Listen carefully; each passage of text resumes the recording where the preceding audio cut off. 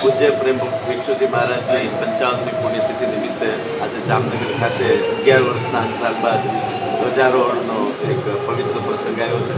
આ ધ્વજારોહણ પ્રસંગે અમે પણ હનુમાનજી મહારાજના દર્શન કર્યા છે, પવિત્ર ધ્વજાની પૂજા કરી છે. જામનગરના લોકો અને વિવિધ સ્થળોએથી, ગુજરાતના વિવિધ સ્થળોથી, ભારતના વિવિધ સ્થળોથી આવેલા લોકો પણ આ પૂજામાં અને આ ધાર્મિક પ્રસંગમાં લાભ લઈ રહ્યા છે. આ બદલ જામનગરની જનતાને આનો મહત્તમ લાભ લેવા તથા ટ્રસ્ટી મંડળને આ બદલ સુંદર આયોજન બદલ અભિનંદન પાઠવું છું.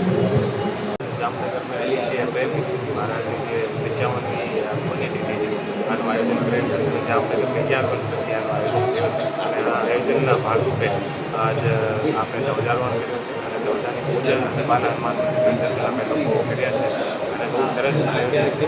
અને આ આયોજનનો જામનગરની જનતાને પ્રથમ લાભ મળે એટલા માટે કાયદોની વ્યવસ્થા પણ બની રહી છે, એટલા માટે પૂરતો બંદોબસ્તની વ્યવસ્થા પણ કરેલ છે અને આખા જે ટ્રસ્ટી મંડળ છે બહુ સુંદર અને